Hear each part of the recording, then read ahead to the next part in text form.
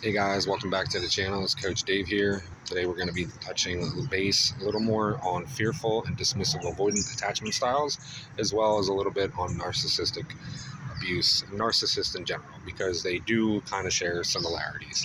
I know a lot of coaches say that they don't, but to me they do.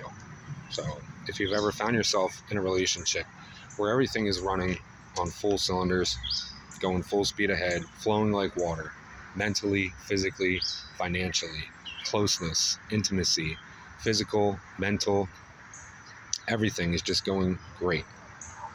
And then all of a sudden, little by little, you start noticing after 3 to 6 months in that span, maybe a little longer, maybe a little bit less. It all depends and varies, that things start getting withdrawn. This closeness, this bond, this deep-rooted love, if you will, starts to slowly fade in certain aspects little by little. And you don't really pick up on it right away. But once you do, and you start thinking about it and self-reflecting and analyzing things that you shouldn't have to do, but unfortunately do, you realize that things are being withdrawn. The love isn't the same. The communication isn't there. There's so many things that are just not working the way they were. And you, being somebody who, doesn't matter what type of attachment style you are, approach this person in a mature way and say, hey, is something wrong? Is something bothering you? I'd like to work on this. I've been noticing XYZ. And you bring this to their attention, and 9 times out of 10, they act like they don't know what you're talking about. Right? They just blow you off. Oh, you're just silly. Get out of your head. Everything's fine. You're bringing this to their attention.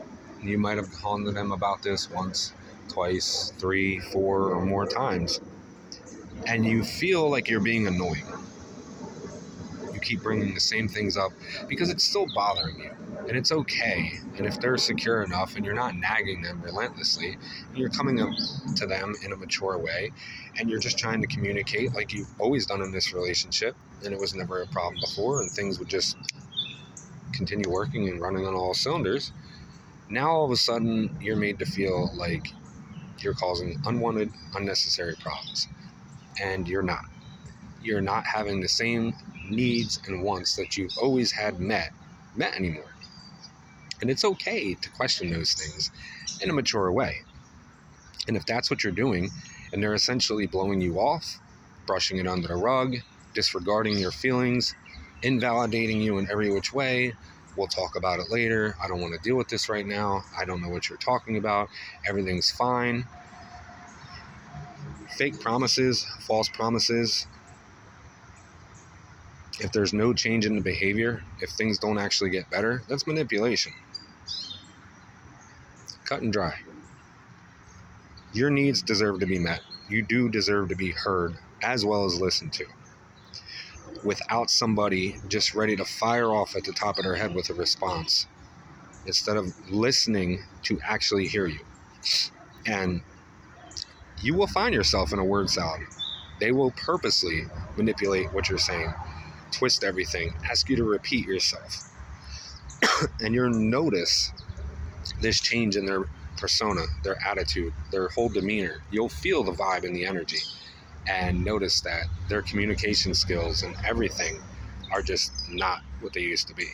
And this throws you through a loop to the point where you start feeling, maybe I am being annoying, maybe I am thinking this, and you're essentially lessening yourself to make it okay with this person. You're more worried about them, and that's a great gesture of you, but don't lose yourself for somebody else like that, because over time you're going to find that you're lessening yourself to the point where you're slowly, intentionally or unintentionally, being trained and taught to not approach this person with problems or issues, because you're going to be afraid to bother them, and you're going to think that they're going to leave you.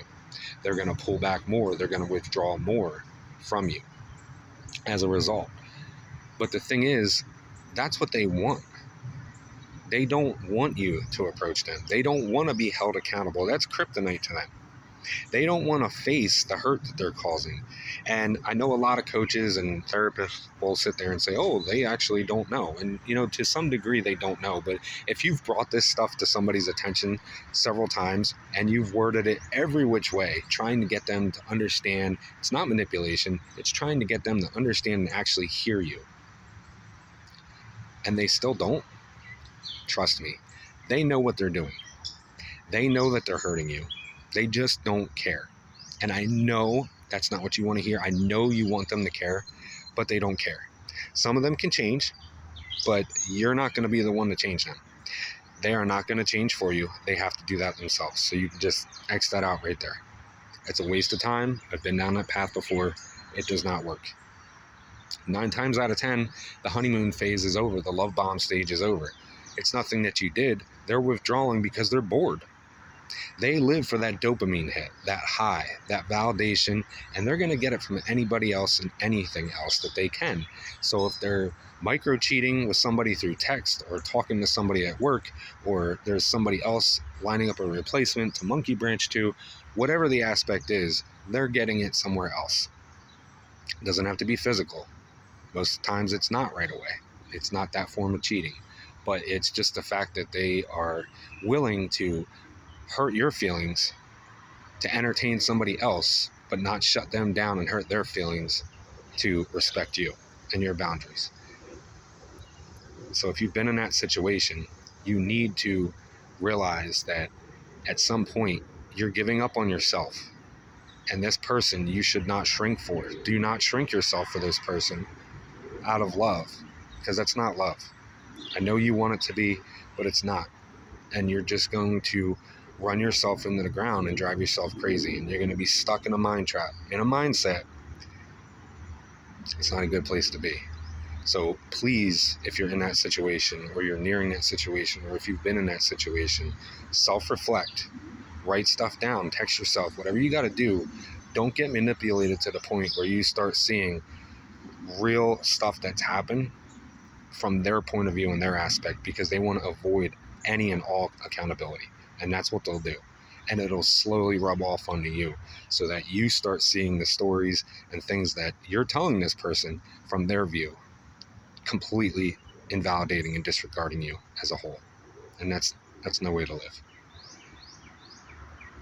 I'm going to cut this one here, guys. We'll talk more about these different topics and getting further into these. Any questions, comments, concerns, leave them down in the comments.